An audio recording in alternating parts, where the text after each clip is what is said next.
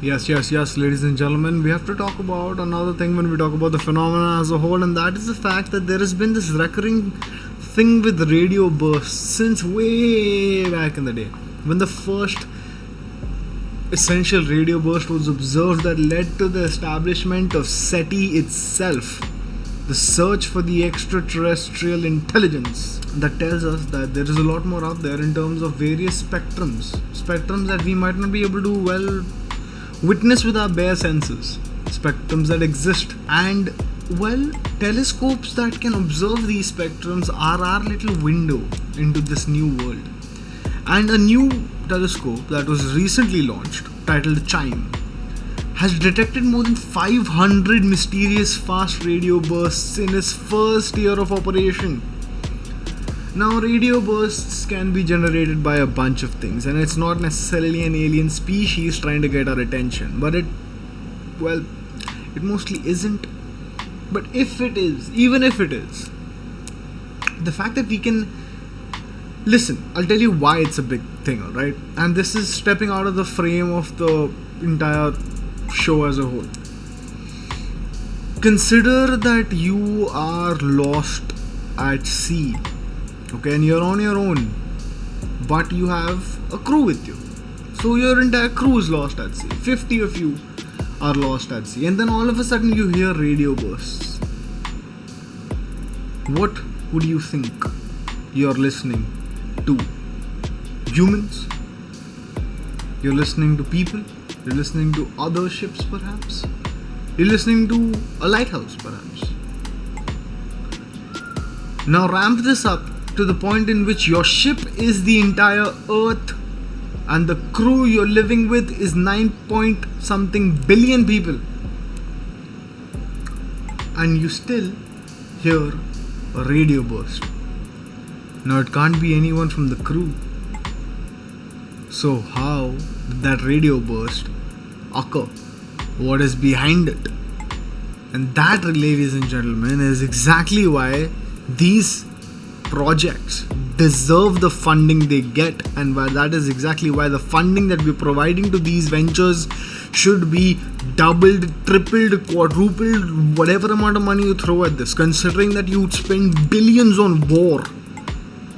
Research that deserves to be researched needs funding, and anyone who can afford to fund these researches should do so.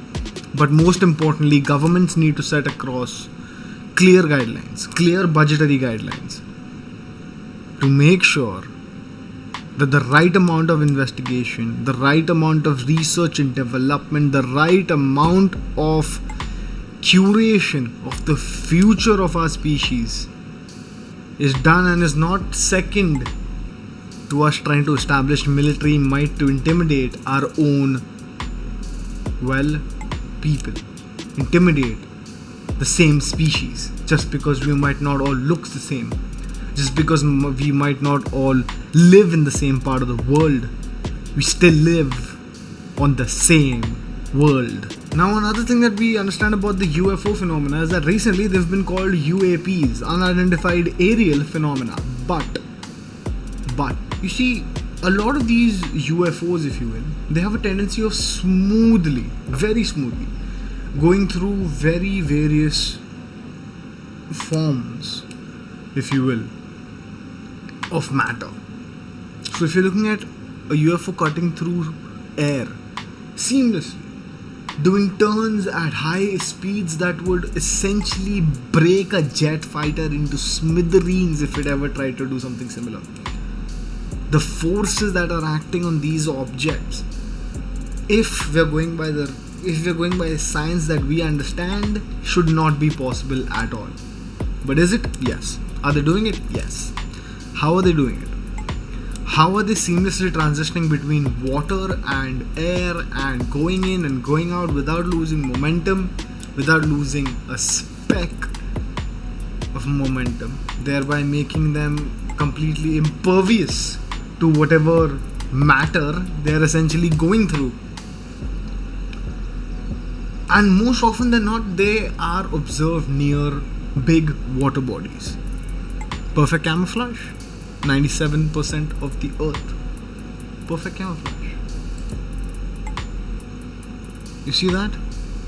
Now look how that light stops going forward, stops in essentially mid-air, and then it decides to do something rather weird.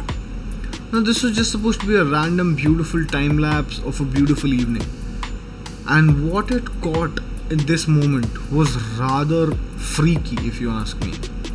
So instead of just floating there looking like the distant sun, now if you just turned on to this footage, you would think that's the sun, but a sun doesn't just shoot straight up into space like that, leaving a tail, a very, very visible tail, just like a tail of a comet, just like a tail from a supersonic jet. Why do you see a tail like that? You see a tail like that when propulsion is magnificent. Incredible propulsion, incredible amount of energy is being expended to push this object straight out into space. From what? Not from the ground. Not stationary from the ground. In the middle of the air.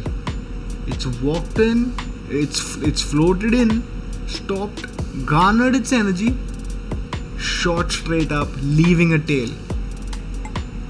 And I want to take a closer look at that. What did we see here? Well, this is what we see here, ladies and gentlemen. You see that object right there? For now, it looks like the sun. The distant sun. Yeah, that's the sun setting over the coast. If I was on the coast, that's exactly what I would say. That's the sun. Okay, that's the sun. But first of all, it's too non-bright to be the sun. It's white, it's tiny. And the sun throws out a bunch of colors at this point in the day. What is that then? How can it just shoot up like that, leaving a tail behind? A tail stating that it clearly breached the atmosphere. That it clearly left the Earth's atmosphere. That it clearly wasn't an optical illusion. That it clearly wasn't a drone, a plane. Because that's exactly what people say, right? Oh, that was just a drone. Oh, that was just a plane. Can a plane stop in the middle of the sky, just stay there, stagnant, and then turn itself 90 degrees, shoot straight up, leaving a tail behind, shows propulsion and speed? Can it? Well, I guess not. And what does that have to go to show? Well, that just has to go to show that things are out there, ladies and gentlemen. Whether you want to be stubborn about the fact that none of this is even possible, whether you want to be stubborn about the fact that the New York Times posting an article about aliens and their existence, that the Pentagon acknowledging UFOs and the phenomena in general, that numerous scientific discoveries and scientific bodies coming out about the probability of us not being alone in space. If you believe all of that is stupid, then this show is stupid, then I am stupid for wasting your time and my time. But if even a percent of you, even if half a percentage of your thought process saw this video, has seen a bunch of the Disclosure 101 episodes that we have on this channel playlisted, and still is able to tell me that look, this is all nonsense, then I will respect your opinion. I'm not gonna then try to change your mind about it. I'll respect your opinion because you have gone through what we have provided you with. We have given you some evidence that we don't have answers for. We don't know what we have seen. We've given you evidence time and time again. We've put forth interviews, we've put forth photographs, we've put forth videographs, we've put forth every aspect of the phenomena. And if you still choose to understand that none of this is possible, that this is hocus pocus, if you will, then all the more power to you. But the phenomena is not going away, and we most evidently are not going away until disclosure, ladies and gentlemen, until disclosure.